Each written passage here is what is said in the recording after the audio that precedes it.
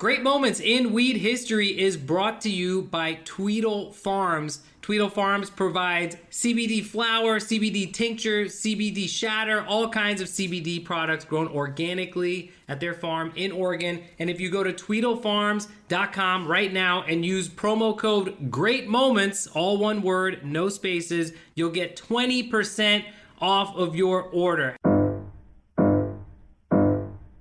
Hey, how's it going, folks? It's Abdullah and Bean, and welcome back to another episode of Great Moments in Weed History. For starters, we wanted to give a big shout out and a big thank you to everyone who supports us on Patreon. We really appreciate you guys. If you're not already a patron, please do check us out. Just Google Great Moments in Weed History Patreon, and you'll see we've got all kinds of fantastic bonus material that's just for our patrons, so please do consider signing up. That's right. We love each and every one of you who supports us on Patreon, but there's lots of ways you can support the show. You can post about us on social media. That's a huge help. Word of mouth is our number one way to reach new listeners. Or you can hit pause right now.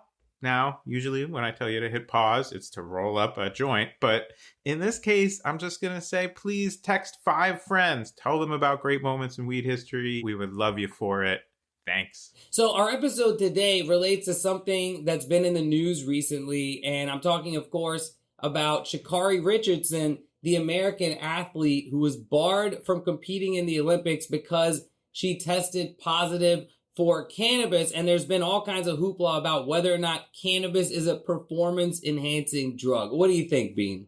Well, I'd say cannabis definitely enhances my performance when it comes to certain things like writing or daydreaming or coming up with new weed puns, but unless the Olympics are going to add an eating contest, I don't really see how they can call weed a performance-enhancing drug. What we're going to hear a lot about in this episode, however, is that cannabis can play a key role in supporting the health and the well-being of an elite athlete. Sha'Carri Richardson actually spoke really movingly on the Today Show about how she turned to cannabis to deal with the trauma of learning that her mother had passed away. And now, after years of incredibly hard work and sacrifice, one of the fastest sprinters in the world is going to be denied her chance to go for gold. Personally, I'm disgusted. Honestly, I have not watched a single second of the Olympics. If people want to, that's really up to them. I am just completely sick and tired of seeing people have their lives ruined or their dreams taken away from them because of cannabis. Yeah, exactly. And especially at a time when so many sports organizations are re-examining their rules prohibiting cannabis. You know, of course, we've seen the NFL, the NHL saying that actually cannabis might potentially be a better option than other pharmaceutical drugs to reduce pain or reduce inflammation. So why not let these athletes who put their bodies on the line for our viewing pleasure treat themselves in the way that they feel comfortable, in a way that they feel improves their quality of life. And I think it should come down to those athletes. You know what I mean? Here's an organization who's saying, hey, you know, we're not the ones who run 40 miles an hour on a track, right? But we're going to tell you whether or not you can smoke pot.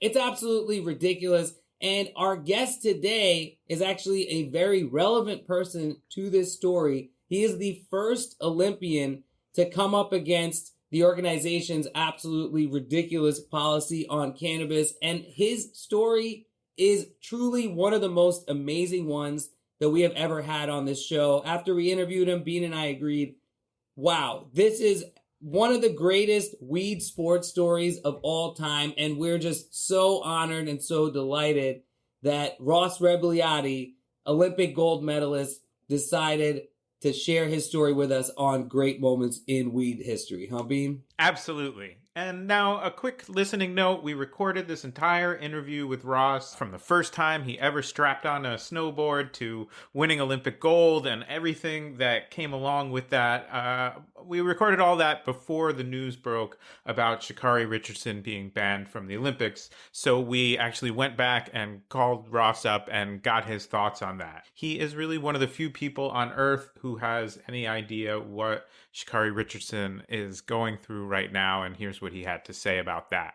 When I heard Sha'Carri Richardson got disqualified from the Tokyo Olympics, it made me remember, what it was like for me in Nagano back in 1998. The weight of the decision coming down on me, kind of feeling like shocked and embarrassed and disgraced, and the whole gamut of emotions that I'm sure that Sha'Carri Richardson is feeling as well. Prohibition is steeped in racism and corporate interests, and the fact that the United States maintains Schedule I status for cannabis is really behind the whole inclusion of cannabis on the IOC list of banned substances. But the interesting thing to note is that Sha'Carri was well aware of the fact that cannabis was on the list, and she chose to use cannabis anyway, in a moment of truth, probably in the saddest day of her life. I think most people can relate to that. It really says a lot to, and speaks a lot in favor of cannabis, to be honest. Cannabis is a much healthier choice. The fact that you can have beer gardens at the Athletes Village, but still be worried about if someone had a toke from a joint like the night before a competition, like, has nothing to do with why the list of banned substances exists. If I could say anything to Sha'Carri Richardson, it'd be to dig deep and find strength from within, and to double down on your character and double down on the choices that you've made, and don't doubt yourself. That's the thing that helped me the most. All right, and there you have it. So let's get right into this episode. I've got a nice fatty rolled up here. How about you, Bean? Yeah, I've got an Olympic torch ready to burn over here, man. Though, obviously, that's not to say that my joint has been officially licensed by the Olympics. Anyway, if you're not quite ready to blaze just yet, there's still time. We're basically at on your marks, get set. So before you hear that starter pistol and the episode starts, just hit pause. Take a deep breath, and then roll up a joint of your own, or pack a bong, or split a blunt, or do whatever you're going to do with those dabs that you love to do so much. Because when you're ready, we'll be ready for another great moment in weed history.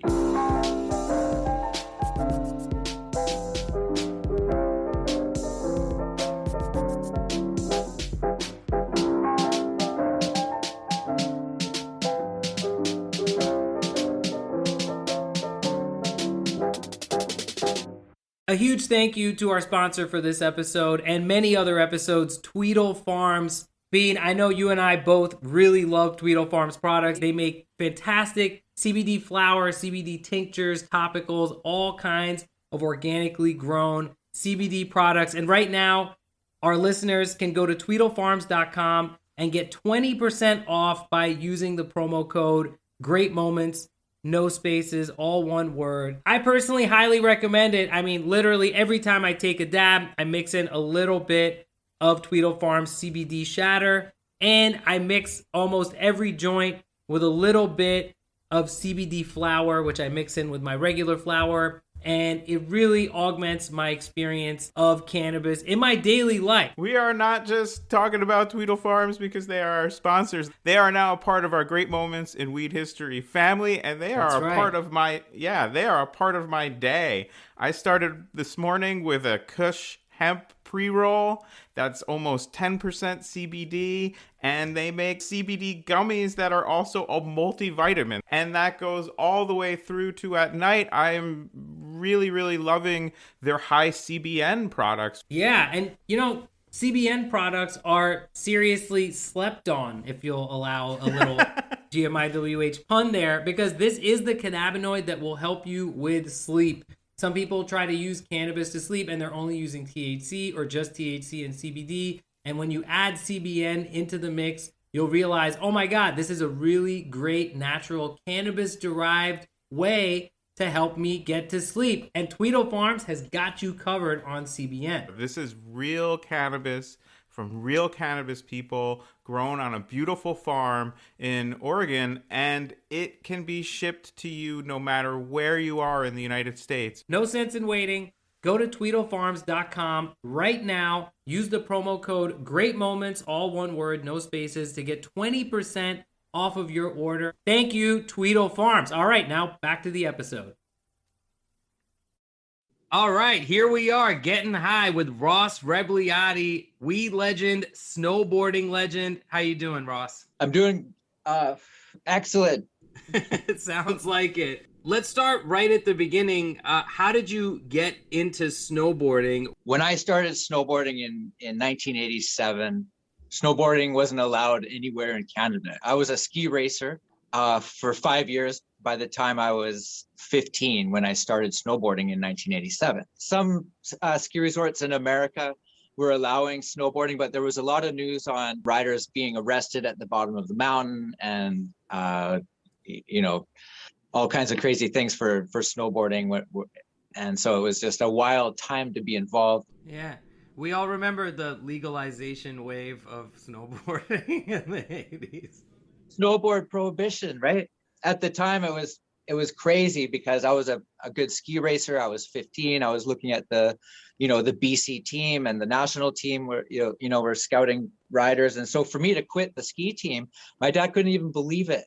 And then to snowboard when you're not even allowed to snowboard, I literally lived at my girlfriend's for 2 weeks after that. Wait a minute, because I think a lot of people who listen to this show, either themselves or friends, have had these negative experiences, getting kicked out of the house, getting in a big fight with your parents over weed.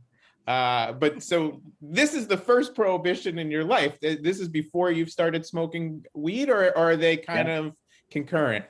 No, this was, prior to me smoking weed, and I was 15 at the time when I first started snowboarding, and I hadn't really started seeing weed in my life until a few years later, like around 17 or 18. So it was two separate things. Snowboarding was so much fun at the time that I knew this was going to pick up, like people were going to love it and ski resorts were going to have to allow it. It sounds like what legalized snowboarding was not the social justice aspect of the unfair targeting of bros with just one thing under their feet, but the economic, aspects of this. And that's another interesting weed parallel. But for you, this was a boom, right? You are at the forefront of this new sport. And what happens from there? Right away, like I said, I got sponsored. The next thing you know, I'm winning everything because of my ski race background.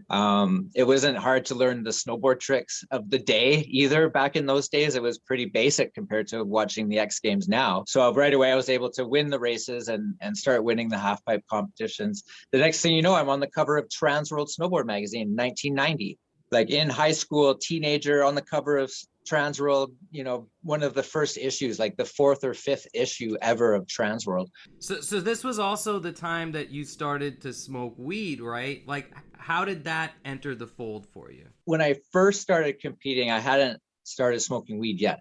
But by the time I had gotten like coverage in the magazines, like my friends and I were like doing hot knives and in the kitchens when the parents were out. Like literally the first few times I got baked, I didn't even get baked. Right. Yeah, that happens to a lot of people. I was like waiting for like some bad experience, like when I drink, like to happen. Like, okay, I'm fucking drunk. I'm puking I don't want to, I ended up quitting drinking and only smoking weed, but that's another story. One thing we should let people know who might not be familiar is that where you grew up, British Columbia, is the very, very weedy part of Canada. What was the weed scene like at the time? What were you able to get access to? What was it like to grow up in such a sort of weed-friendly environment in British Columbia? Well, at least one of my friends' dad smoked weed when I was growing up, right? And so when we were kids, like 10, 11, 12, like I seen him taking puffs from his pipe and I asked him, what is that? And he's like, oh, it's weed, man. Like this was in the 70s, right? Like these guys were still hippies. My friend's parents were hippies, like for real hippies. And, there was no big deal about it. I never really paid it much attention. Going to the ski resort as a ski racer around the same era, we smelled weed when we were going up the chairlift. And for years, I didn't know it was weed. until I asked my buddy's dad, because I recognized the smell, right? And then I'm like, oh, it's weed. But again, we never thought anything of it. We knew it was illegal because, the whole Nancy Reagan war on drugs, filtrated into Canada pretty easily at the time as well. This is your brain on drugs. And so as a kid, you're kind of getting these mixed messages, and not really knowing because of lack of experience. And so it was around.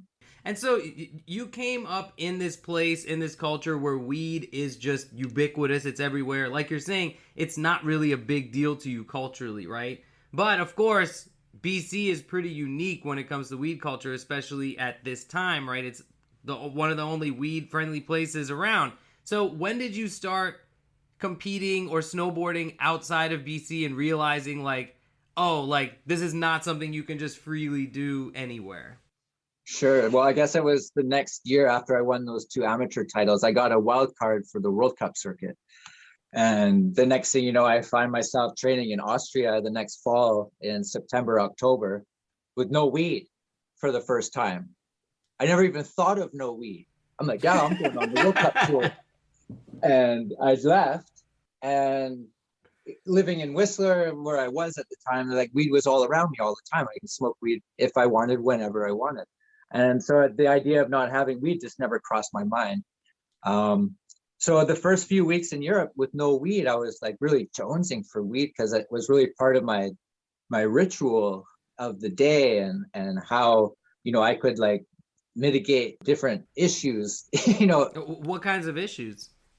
Well, just stress related issues. Like say you traveled to Europe and you haven't slept in 27 hours straight, and then you have to jump in a rental car and drive to a ski resort and then sleep. But really in Canada, it's still the middle of the day, and then you have to wake up early. And it just ends up becoming this pyramid of jet lag with bad sleeping patterns, not being able to eat properly at the right times, not being able to take a shit when you need to, at the wrong fucking time, because your whole world's upside down because you're on the other side of the earth.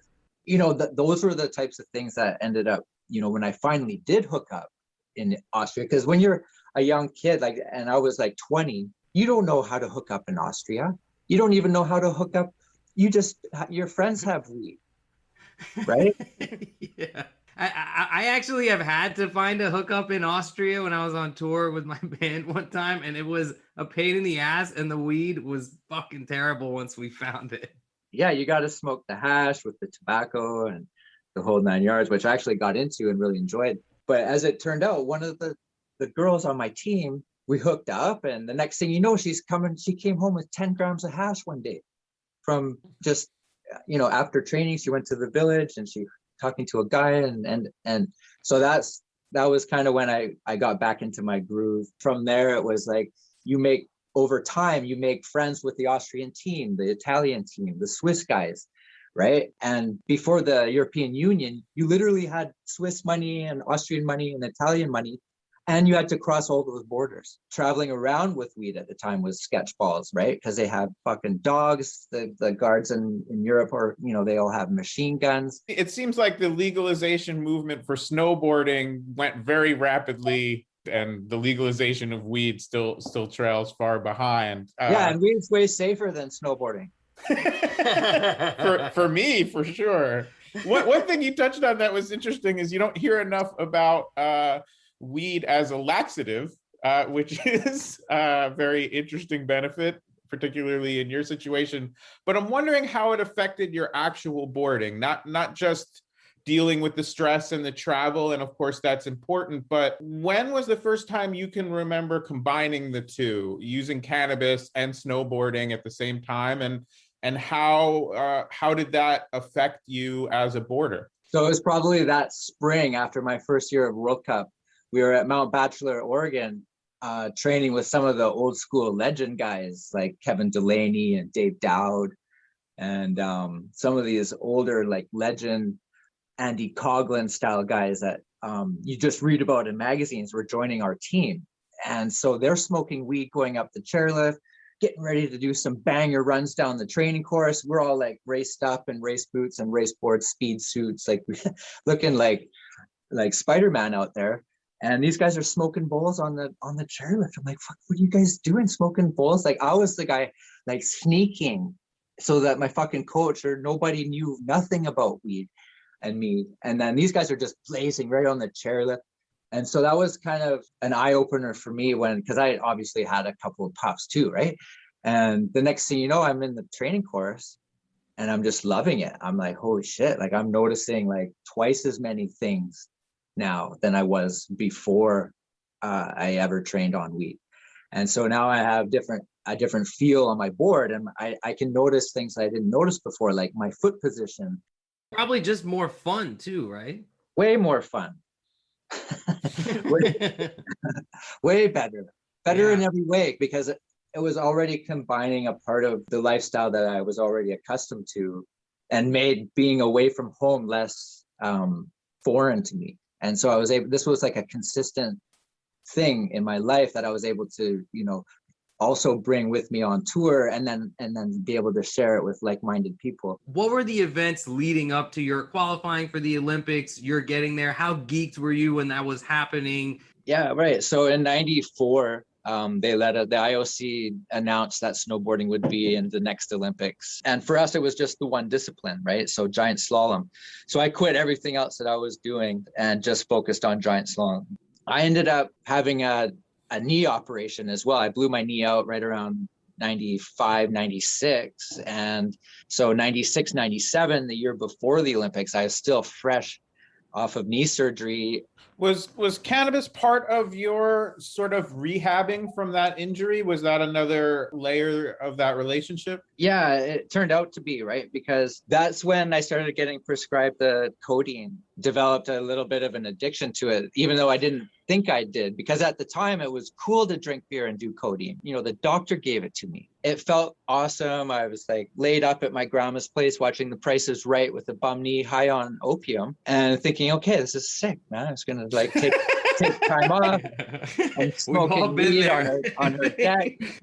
I'm high on opiates and I'm loving life, right? But then what turned out was that after my surgery, then it was like, oh, buddy's got Tylenol 3s. So, obviously I want one just to party with. Yeah. So there was that whole like underlaying time. It was the era. Athletes in all sports were being subjected to codeine and other opiates by their team and their trainers and the doctors. So I started noticing how it made me feel too good, because then I couldn't tell that I had a hurt knee and that I was occasionally setting myself back by doing too much on my knee because I couldn't feel it anymore.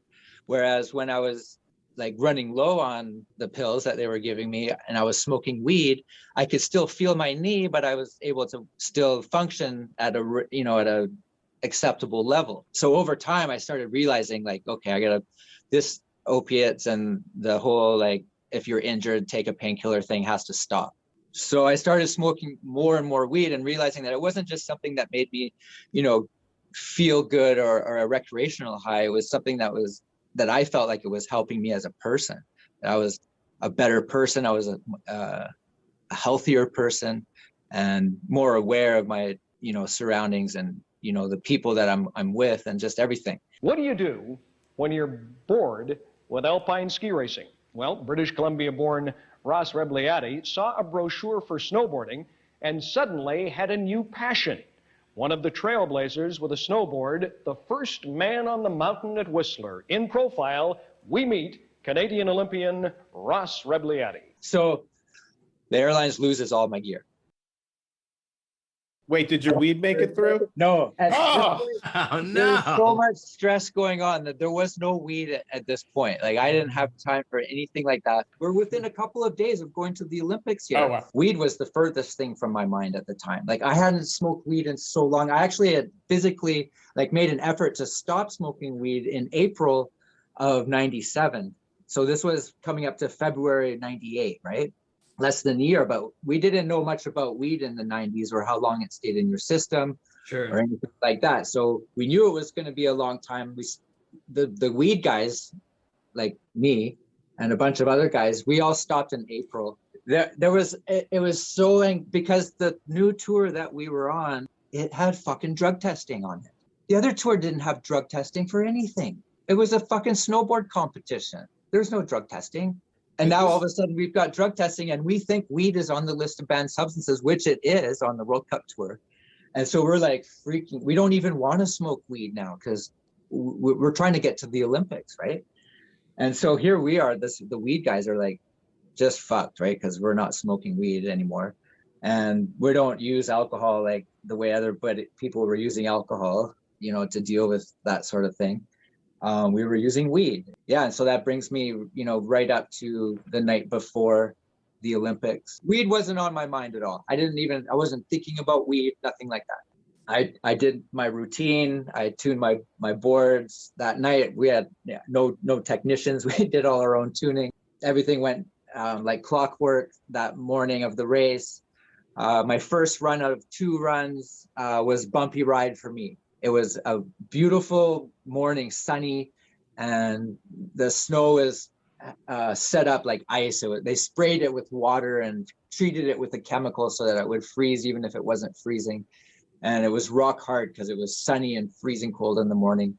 And I ended up in 8th place after the first run. And I believe I was 0.4 of a second out, which is a pretty big chunk of time in ski racing and snowboard racing. Guys are within hundredths of each other. And so it put me in 8th place in any case. And so that I knew that I could make up the time if everything went like perfectly for me. And so, you know, I went for lunch at the hotel like I planned, but they closed the lunch. I had to like threaten the guy to give me lunch pretty much. They're like, no, lunch is finished. Like I came in at the wrong time, and I literally jumped over the counter into the kitchen. Then they said, okay, we'll get you the spaghetti, because I could see it, right? So I got my spaghetti. This is also maybe the no weed thing. So Canada too, because on the US team they had chefs and fucking lawyers and masseuses and shit cooking for these guys. This would never happen to a different team. Anyways, I'm waxing my board in the hallway of the hotel, plugged into the hallway, getting waxed on the carpet and shit, fucking scraping it. And I get to the top of the race course and everything's on time. Everything's looking good. I've got other technicians from different wax companies who know who I am because they service other teams all year long. And we're friends. And he's like, give me your board, man. I got some shit for you. And I got technicians working, getting emotional, working on my board. The goggle guys like swapping out lenses. The weather's changing like instantly. It's like foggy and there's a delay, right? There's like a storm coming through. And my coach for the Olympic team, he's like, hey, okay, you're next. What do you want to know? I'm halfway down and I'll give you a course report. I said to the coach, no course report. Just tell me what time the award ceremonies are at. That was my mentality. It was like, same thing. I'm coming out of not being able to get my food for lunch. I'm all aggro again, right? No weed, nothing like that. I'm going to kill somebody right now. And it was just like, okay, this is it. I'm at the Olympics. There's no more training. There's nothing. Like my motto during my whole entire career was, I'd rather have no time than a slow time. And I pulled out of the start gate like a fucking bobsledder, man. Like literally past the first gate in the air. You know, like I was on fire, adrenaline pumping. Like I feel it right now. Hey, here he is. Okay, Ross Rebliati of Whistler, British Columbia. He's in 8th place. After the first run, he was a half second back of JCJ Anderson. It's basically carve or starve for Ross right now. He's really got to give her if he is going to hope to get on the podium. I was going so fast down the course, I didn't even have time to change directions. Like I was going so far in the wrong direction in my mind that there was no way I was going to be able to like get my board to go the other way. And that's how I was the whole way down. But if you watch the race, it doesn't look like that. It looks on point the whole way, but it felt completely out of control. So Ross, if he can hold it together, and he's fighting it right now for all it's worth, if he can hold it together, he could be in there. So at the end of the last few gates, sets it down a bit, but doesn't scrub too much speed. Well, he's not holding left back. to go. Oh, and there's this time, Ross Rebliati of Whistler, British Columbia takes over the lead. He's in first place to this point. Nice one, Roscoe. You're the man, baby. You're the man. Ross Rebliati, Canada. オリンピックチャンピオンゴールドメダリストロス・レバリアティ、カナダ。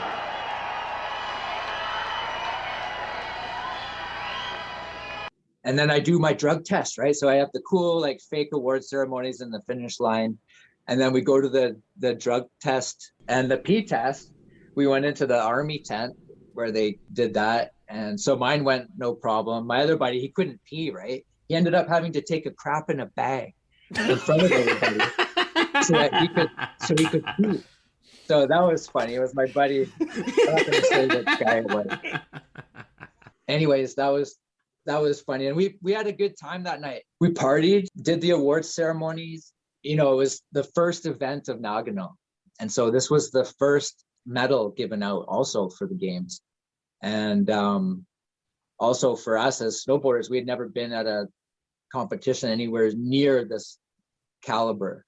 And so the whole thing was overwhelming. Accreditations and armed guards everywhere. Security was off the chain. You know, snowboarding had finally risen up out of, you know, the ashes like the phoenix. And now here we are at the main event, right? At the Olympics. And, you know, I had reoccurring nightmares. And especially when I really stopped smoking weed in April of 97, that I forgot I was going to the Olympics, or that I caught myself smoking a joint. And I was like, oh my God, what am I going to do? And so I was had so that glad. nightmare so many times. It's similar. Oh, seriously, it was like reoccurring constantly. I wake up with anxiety and not even realize, because it was so vivid, that it was a dream until a few minutes. And I finally felt like, okay, I made it. Just getting the medal like over your head and feeling like the weight of a gold medal, and seeing an Olympic gold medal for the very first time in my life, you know, to be able to pull it off was, you know, just incredible. We had a great night that night up at the hotel, up at the ski resort. And, you know, there was whiskey bottles and karaoke and all people coming by to see the medal. I knew everybody on the whole tour, freestyle or the race. And they're like, fucking Ross won, man. Let's go check it out. Yeah, it was unreal. And then? So the morning came and my room was still packed full of people. Luckily, I didn't really have a hangover, thankfully. And, you know, it was just like coaches came in the room and cleared everybody out and said, Ross, you got to sit down, brother. You've tested positive for something and you need to take all of your supplements that you have with you down to Nagano and see if anything that you're taking is, because they haven't said what it is. I was right away like, bro, I'm not taking anything. The only thing it could be is weed. It's the only thing I'm exposed to that I know could be a problem is weed. But you haven't smoked in months at this point. Months, but I was, you know, around everybody that I usually am around. You know, when I wasn't on tour, I was at home in Whistler and I wasn't isolating myself. I was going over to my buddies' places as soon as they were off work, like waiting for them at their house with the beers and the steaks and shit. And they've got, you know, they're going to smoke weed. I'd normally be smoking weed, but it was like, you know, everyone wanted to talk about me going to the Olympics. And it was like an exciting time for everybody I knew that I was going to the Olympics. I remember lots of gatherings where there would be like 30 or 40 people all smoking weed in the living room. And the joints would come around constantly, like literally, like we'd smoke weed constantly. And I'd just be passing the joints and like, oh, sorry, man, I keep forgetting you have drug testing. And surprisingly, it wasn't like hard not to smoke weed. You know, I thought it might be, but it was surprisingly easy to not do it. Yeah, not physically addictive. Yeah, it's not. And I can attest to that because I had to stop smoking it on multiple occasions. That's a pretty hard test of whether you can quit smoking weed also. Yeah. Well, I wouldn't say I actually quit, right? I always started back up again, but it was something of there was like a higher frequency that was calling me to the Olympics that was bigger than myself. And, you know, I didn't know at the time that the Olympics was just going to be the beginning of something else completely. From there, as I take the bus down to Nagano from the ski resort. It's a shuttle van bus, right? And they just put me in it by myself. None of the coaches even came with me, because I don't know why. And they're like, oh, the Canadian Olympic Association reps will meet you down there in Nagano. So I get on this bus and I'm freaking out, right? Because I have my medal in my pocket and I know this is going to be a major story. In 1988, 10 years before, at the beginning of my career, Ben Johnson, other Canadian, got his medal taken away in South Korea. And he was like a disgrace in Canada in the eyes of Canadians and the world for taking steroids. And, this whole thing was so taboo at the time, right? And now here I found myself seemingly in the same position as that. And I was just crushed in this van going down to Nagano. And there was this other athlete from a different country who I didn't know, who was going down to Athletes Village to fucking like have fun. And to go like see some events, because all the athletes get to see the other events, right? And he's like, he didn't know what happened to me. Nobody knew. The coaches just privately came and told me, and then sent me on this thing. He's like, dude, this is awesome, right? We're at the Olympics. And then I'm like, dude, this is what just happened to me. And he was just like stunned. We didn't even talk for 2 more hours after that. He just looked out the window and I was like looking out my window, just stressing. We get down to Nagano and there's like 1,000 reporters blocking the whole parking lot for the hotel, like a luxury, like Prince Hotel in Japan, right? The reporters are there about your P test? Yeah, because it's the Olympics, and this is already international news that there's a Canadian suspected of some drug infraction, and that they're looking at taking his medal away, but they're not saying what it's for. Nobody's saying what it's for, right? And so this is the Olympics on the first day, and this is like the big story, right? For the 1998 Olympics. And I'm like, no national team clothing on me. My friends from Poland actually brought me Polish wool sweaters that I love and brought them to Japan for me to give to me. And I was wearing one of my sweaters from them. I was wearing my jeans. I had nothing on me that associated me to the Canadian team, because I didn't want this to be on them for the rest of their event, because they're still here for 2 more weeks. I ended up being shoved around by the reporters and having like the police all around me. They had to clear the people away so I could get into the hotel, and then push people away from the elevator so I could get into it. And then I find myself alone in a hotel room after that. So I was alone in the bus for 2 hours. Then it was 30 seconds of pandemonium. And then I end up again alone in a hotel room. And like my worst nightmares are coming true, literally. Like I fucking failed the weed test. I knew it. And how did I even fail the weed test? I didn't even smoke weed. No one said nothing about secondhand smoke. Nothing. I even get to the Olympics and fucking qualify and win it. Like if there was any secondhand smoke and if there was any issue with me getting to the Olympics and not getting my gold medal, they should have caught it in the 3 tests that I did before I went. And so I'm just freaking out. I'm like looking, like literally, can I push the panels up in the ceiling and slide my medal in there and say someone already took it from me? Can I escape out of the hotel somehow and get to Tokyo and fly to Central America? Like I was literally thinking about doing this. Like other things crossed my mind too, right? Like I was in a really dark place. Already was losing weight and not sleeping really well before the games. Now and the build up for 4 years was intense, and everything that happened, not getting on the team, getting back on the team, there was so much stress. No weed thing. Just got to keep going back to that. no weed this whole time. And that's how we can stay in the story, because there wasn't any weed. And there should have been weed. just that 0.0007 micrograms in your bloodstream. Nanograms, or even less than a microgram. Yeah. and anyways, so yeah, we made an appeal to the International Olympic Committee, and all 37 representatives dressed in their like national outfits sat around a big table oval with me in the middle. saying how I tested positive for weed, right? Because at that point now they're saying what it was, right? I just said, what happened? Like, I smoked weed recreationally and I stopped smoking weed, and somehow I still tested positive from secondhand smoke.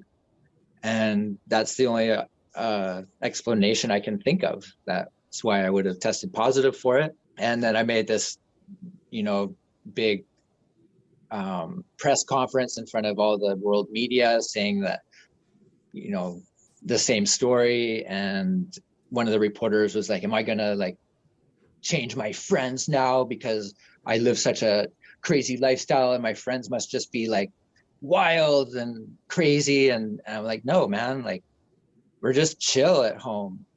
He was like, are you going to just never talk to any of your friends again? Like, what an unreasonable request. Like, they're all like they're comparing weed to like, a meth culture or something like that, right?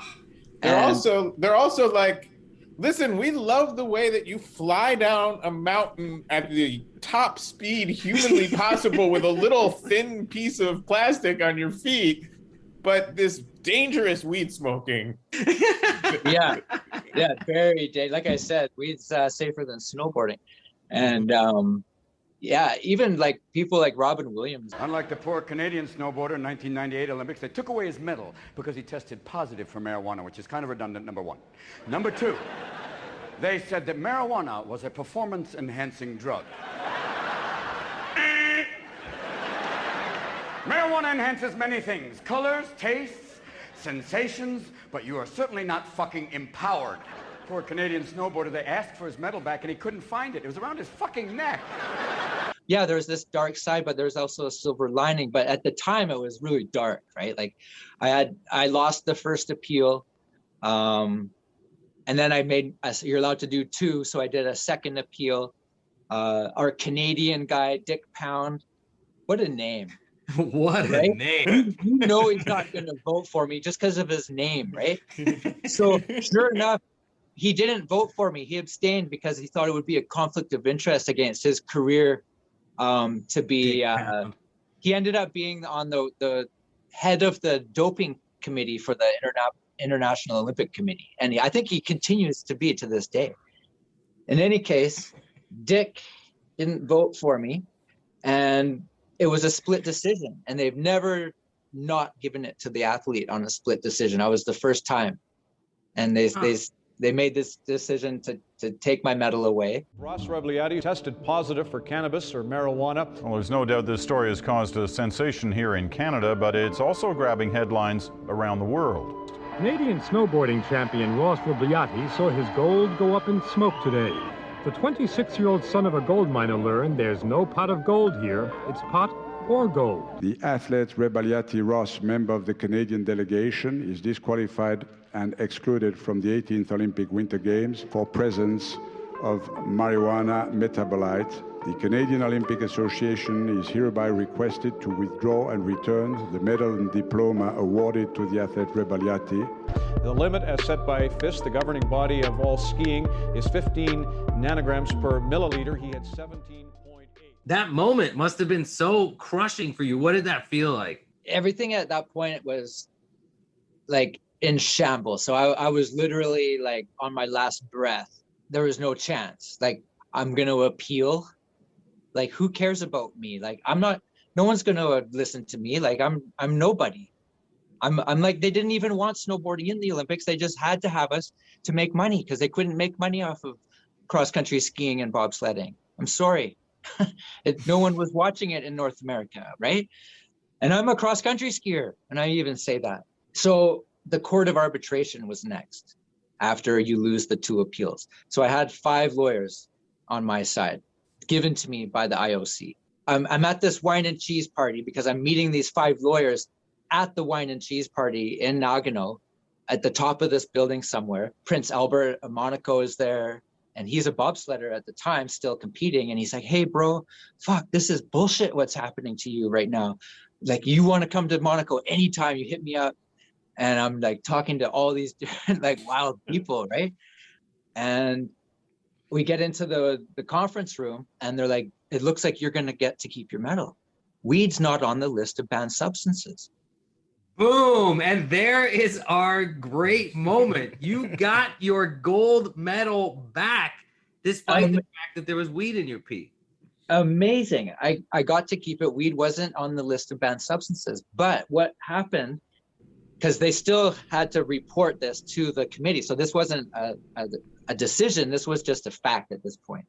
So it was just a sort of logistical snafu that made them say that actually you had a banned substance. And I guess the fact that weed is technically illegal in Japan, even if it's in your pee. Yeah, and there's another part of the story.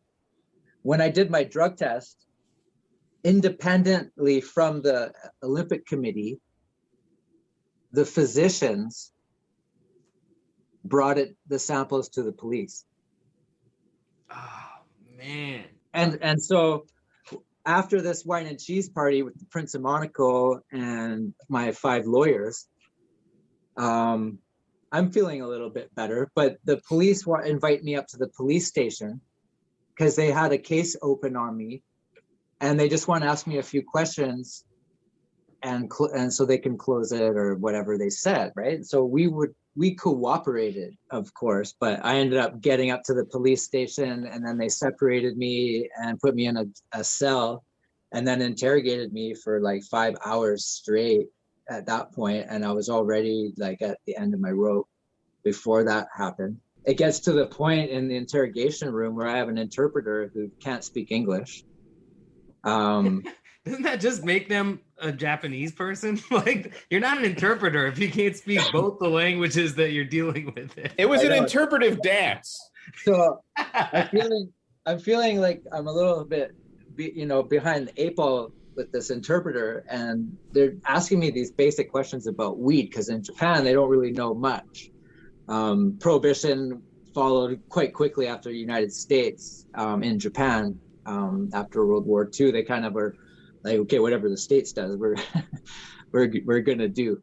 And yeah, I've smoked some weed in Japan, and it is very, very illegal there. Very hard to get, very hard to find, and it's awful. And to bring a little weed history into this quickly, no less a personage than Paul McCartney was held by the Japanese authorities and really came close to going to prison there. So this is now a criminal investigation. This is beyond having to do with your gold medal, and you can be basically imprisoned in Japan at this point.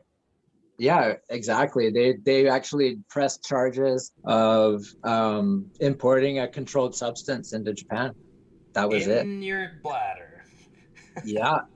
Yeah, and it was getting serious, and it got to the point where the police asked me like how I used weed, and so I said I smoked joints, and they're like, "What's that?" And like the interpreter wasn't working, so I took one of his cigarettes, and these guys all looked like John Wayne, right? I'm not even kidding. Like their hair was back and everything. He takes the cigarettes out of his arm, right, and he gives me one, and I break it.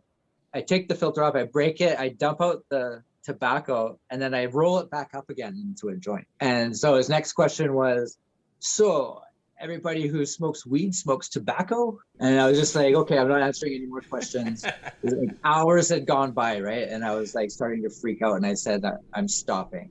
They left the room, and a few minutes later they came back in the room, and I was literally counting like things in the room. Like it was so small I could touch the sides. I'm like, this is so shitty.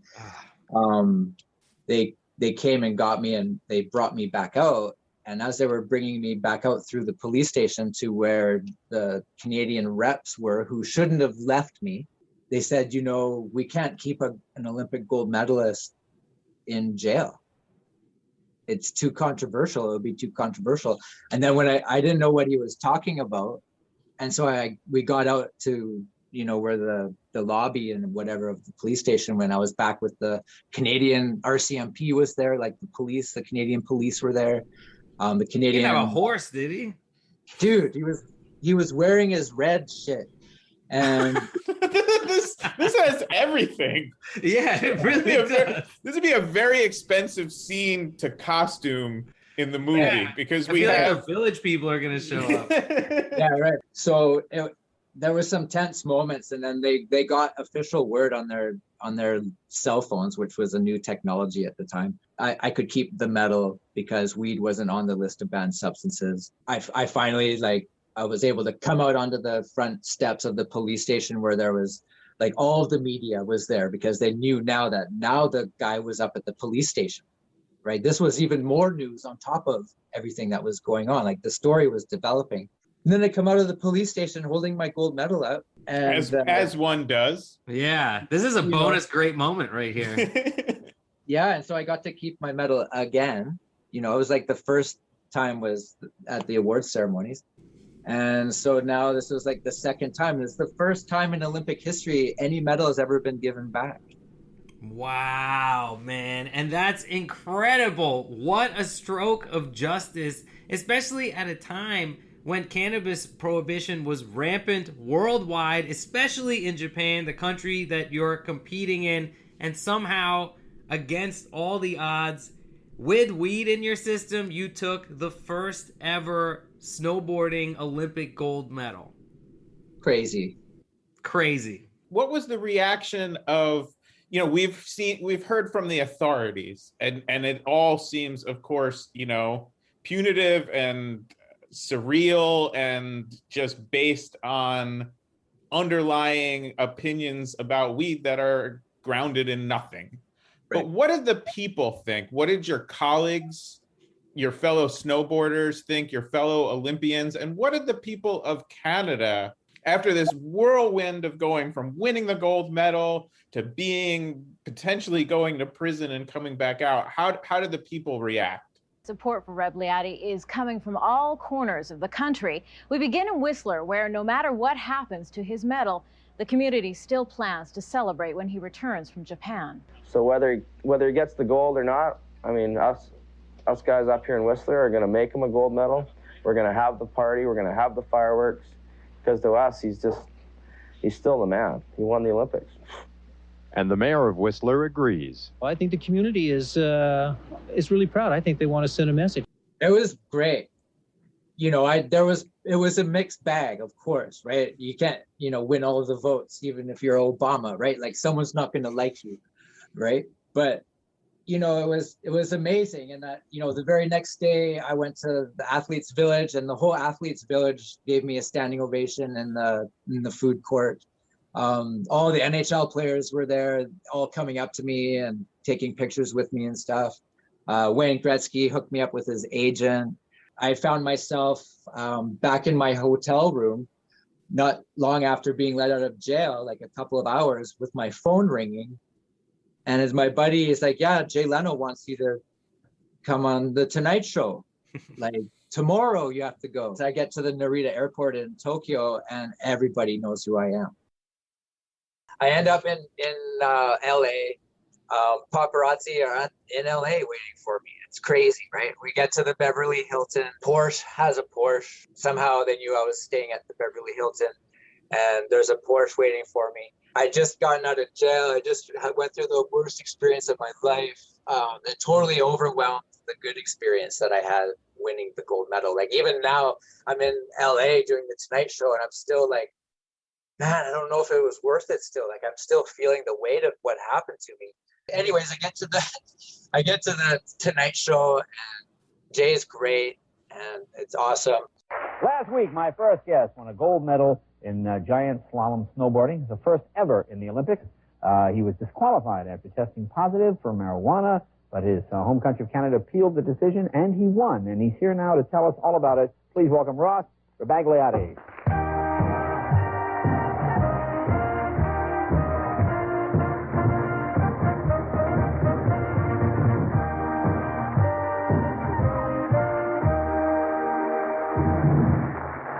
Well, you've had quite a week.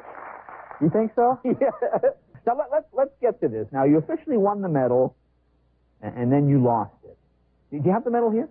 I do. You carry it? I do. Yeah, you can. You carry it in your pocket? Yeah, it's in my pocket, in a bag. Is that the Olympic bag? This is the official Olympic sack that they gave me, so. Is that the Olympic sack? Yeah. Wow. Well, that's pretty good, isn't it? Wow. Way to put it on. Come on. It looks like it's got a little, ooh, what happened? It got a little chip in it. Yeah, I decided that I was going to bite it like you see everybody else do, and it actually dented the thing. Why did you bite it? Did you think it was chocolate inside? Well, because, yeah. Chocolate, almond center, maybe, I don't know. How much marijuana did you have in your system? Well, just to put it in perspective, it was like a billionth of a gram. A billionth of a gram. Oh, Kev, yeah. how much a billionth of a gram going for? not much.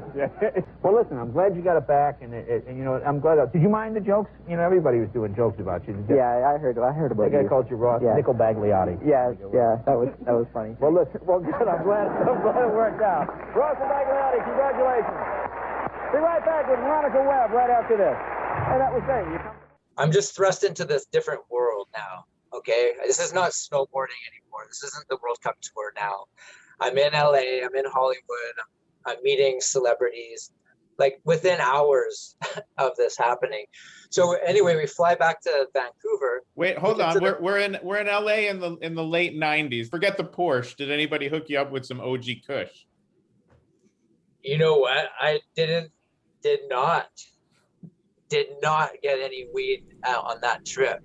No, there's no reward at the end of this ordeal. Even people at the Beverly Hilton recognized me, just getting into their limos. They're like, "You're that snowboarder." And I was like, "Holy shit, man!" That was just 2 days ago. I was in Japan. Now you're seeing me here, and you're sure it's me. Anyways, yeah, no weed, unfortunately. Very foreign environment for me at this point, and very outside my comfort zone. I get to the Vancouver airport where there's 10,000 people waiting. There's women in wedding dresses proposing, holding signs up. Literally ridiculous, Beatlemania. I can't believe it. And I'm 26. I'm trying to keep it all together and be professional and gold medalist and Canada's hero and all this. But inside I was just so outside my zone, man. I just wanted to get back into the forest with a blunt and not have any of this noise going on right now. So you haven't smoked for a long period of time leading up to this ordeal. You go through this entire ordeal. Yeah, that's a big tolerance break. Yeah, lot to process too. Yeah, so I end up in my condo in Whistler. All of a sudden I'm by myself again in a state of shock, literally in a state of shock. I was being invited to do David Letterman that I turned down. SNL was doing skits on me.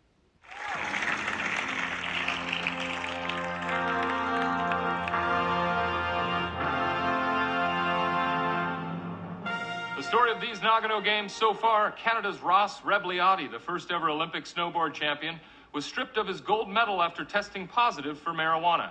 But just a few days later, the Olympic Committee returned the medal after ruling that marijuana is not a performance-enhancing drug. Joining me live here in his Olympic Village apartment is Ross Rebliati. Hey, man, what's up? Hey, listen, man. The lights, they have to be so bright. Well, they're for the cameras. For the... Oh, okay. You're all right, man. Ross, when you were stripped of your gold medal, how did that make you feel? Oh, I was bummed out, man, And then the next thing you know, I'm flying out to Toronto. I'm doing Sports Illustrated. I'm meeting Wayne Gretzky's agents at IMG. I'm the biggest fucking thing since Michael Jordan, they're telling me. This is off the scales. And then I'm flying to New York from Toronto to go to Soho to open up a new store. And now the customs at Soho is giving me problems, right? So I start seeing a pattern. They let me in, and I did the show. I was having dinner with Dan Aykroyd that night, and movie stars and supermodels at the Soho store, and smoking weed with people, just full novelty. I'm the next thing you know, I'm the guy people want to be part of that entourage, and they want to sit at my table, and Dan Aykroyd's sitting beside me, and That's so funny. Yeah, I interviewed Dan Aykroyd one time, and he was such a dick. It's unbelievable. Well, we went outside to smoke a joint together, Dan and I. No kidding. The owner of Roots, Michael Bunton, and I was actually, and I think I can still remember. I don't know if I even did smoke a joint. I can't remember if I was too scared to smoke weed because I was having all these issues with the border and everyone knowing who I was. It wasn't like I could just smoke weed. And this was still like the 90s, right? Mm-hmm. Anyways.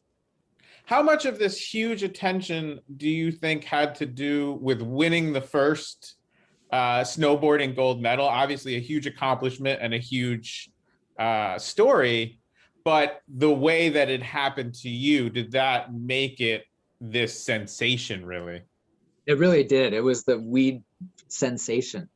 The gold medal definitely, would have been good by itself and enough to deal with on its own. And the weed thing was really on the topic of conversation because California had recently just allowed medical cannabis just prior to that. So it was kind of still taboo to talk about it. But now because an Olympic gold medalist had it in his system during his event, and now it's okay to talk about it. And it really, in Canada, and maybe other places, but in Canada, it really allowed for that conversation to occur around the kitchen table or the water cooler where these people wouldn't normally be talking about weed. And everyone had an opinion. It was, it was very polarizing. And, our family had death threats. It wasn't like all fun. Like there was big pushback, huge pushback. I lost sponsors. I couldn't get gigs. Like I was like Canada's like sweetheart, but the corporate world wouldn't, shake a stick at me. I had a hard time. I found myself in poverty, in a number of situations, very embarrassing at the time for me to have no ability to earn a living, but also too much of an ego to walk onto a job site and to look for a job because of who I perceived myself to be at the time. And my name was so big in Canada and other places that I couldn't imagine myself, where would I work? Like, what am I going to do? Like, what do I do now? And so like I had real estate. And of course, during those times, the banks just give you mortgages, right? So now I didn't have a source of income to pay for my investments that I'd been making leading up to Nagano. And I've got like huge overhead that all of a sudden I can't, make anymore. And so just stress, lots of stress, but then, also weed, because weed was part of my life and had become a bigger part of my life because not only was I isolated on the World Cup tour, but now I was even more isolated after Nagano and everything. I even had to retire, because of my travel issues. I got on the no-fly list after 9/11, and it just continued on for years. The prohibition and the things that were taken away from me as far as my freedoms were concerned. So you were kind of rescued by the cannabis industry. How did you end up becoming a dispensary owner? Tell us about Ross's Gold. So Ross's Gold was spawned when I had my daughter, so my second child with my new wife, who, by the way, we're still together 10 years later. We have 2 kids together, super happy. Amazing. Yeah. So Rosie was just born. Okay, she's 8. So this was 8 years ago. And she was a baby, and we had the dog, and we were in the car crossing the border into Washington to go see my mom in California in Palm Springs with the baby. By this time, I had already done a lot of work on behalf of cannabis advocacy and speaking out against prohibition and defending people like Michael Phelps on NBC. I was the guy. I was the athlete that they invited on NBC when Michael Phelps had his famous bong hit. Mm-hmm. And why would an athlete choose cannabis? Like, holy shit, right? And I laid out such a strong argument that the other guy just freaked out. He's like, well, why is it that there's so many people in cannabis rehab? And I happen to know that in the States, you have an ultimatum. You either go to rehab or you go to jail for cannabis. And so after that, I just shut the conversation down. Like, they literally shut off NBC. They didn't want to hear that, right? And anyways, by this point, we're going across the border and they're like, no fucking way, right? And I hadn't even tried to go across the border for like a long time, since 9/11, right? Since 2001. So this is 8 years ago. So this is 2015. This is over 10 years. I haven't seen my mom. I haven't gone to the States or nothing. And this must have all been cleared up by now. Like, it can't still be a problem. And we get turned away right away. And it was a huge ordeal just because, like, my wife just had a baby. I had to convince her to drive to California from British Columbia. And we're in Whistler, 2 hours away from the border. It's not like a small deal to get turned away after such planning with babies and dogs and vaccinations for the dog and everything. And I was so irate and mad again. That's when I decided that I was going to do the cannabis company, and when I was going to do Ross Gold, and everything that I would have wanted to protect as far as my freedoms during Prohibition, like, were gone from me. Like, everyone knew I smoked weed. My parents knew I smoked weed. The whole world knows. I'm not allowed into the States. I can't travel. I can't do my snowboard career anymore. Fuck it. Right now, I'm going to do me. I'm not going to be Canada's, Olympic guy anymore. Okay, fuck you. I'm doing me. I'm doing weed. I'm doing Ross's Gold. It's a story that people related to in Nagano, and it's a story that people still relate to today. Everyone's gone through ups and downs in their life. I'm not Willie Nelson. I'm not like Snoop Dogg. I'm not any of those guys. Okay, I have a different story, and I have a following for a different reason. I'm not someone who just smokes weed and it's like, oh, I smoke weed, I'm gonna, make something of it. Like, I proved that at the time during the era that you can do something at a high level on weed. And that was the thing. That's what stopped the stigma. That was the end. That was the beginning of the end of stereotypes and stigmas, and the beginning of the end of Prohibition here in Canada. And that led me to Ross's Gold. Having lost all of the things that I would have wanted to protect as far as corporate concerns and me becoming like able to support a family and everything, like that was gone. So what I ended up doing was getting involved in one of the dispensaries out here that was like a compassion club. And this is pre-legalization, so full gray, black gray, whatever you want to call it. And I worked my way into their production facility. And so the next thing you know, I'm working 2,000 lights. I'm coming down every week. I'm learning everything there is about dispensaries and about growing weed. The next thing you know, I get introduced to guys that really want to go for it. And so we ended up building a beautiful Ross's Gold dispensary that got profiled on Leafly a couple of times. We won Best Dispensary in British Columbia 2 times. We had around 35 strains, every extract for each strain. So we also have 35 kinds of shatter, everything.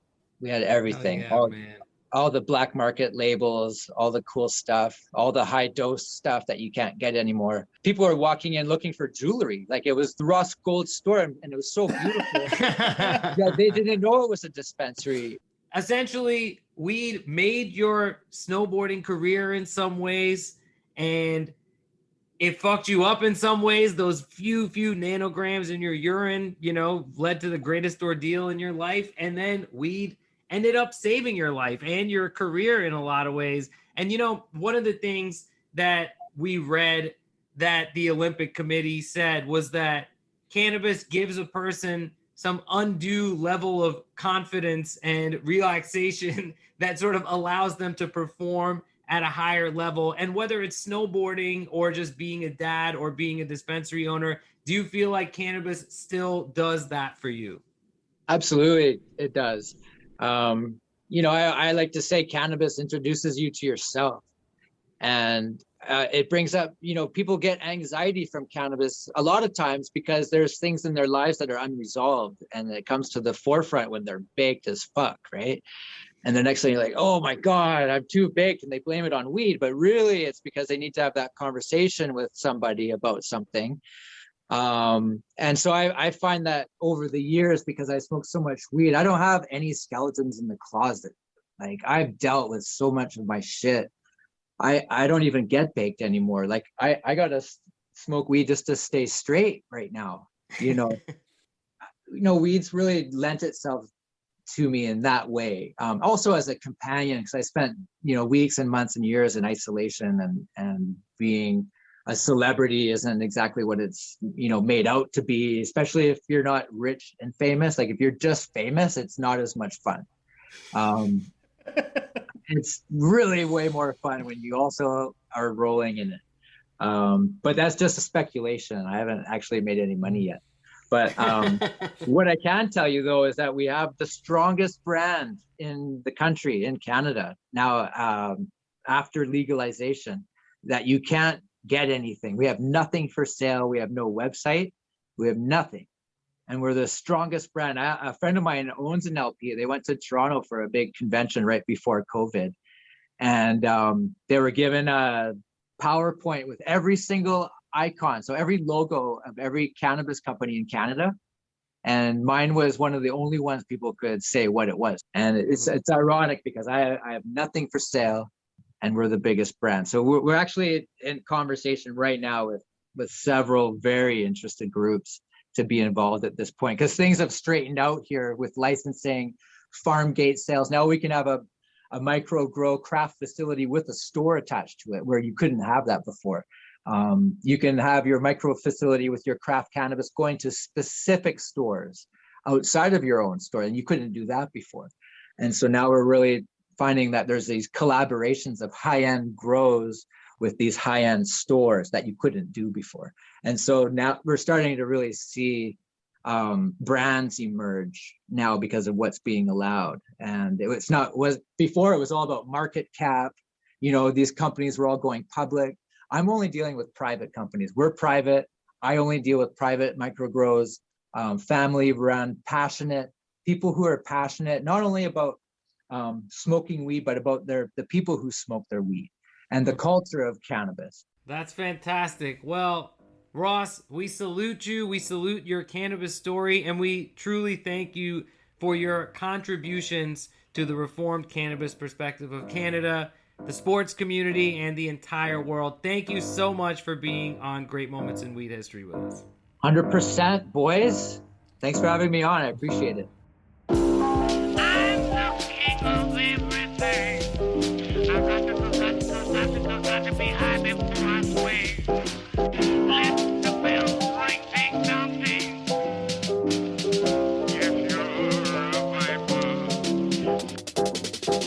Great Moments in Weed History is written, performed, and produced by Abdullah Saeed and David Bienenstock.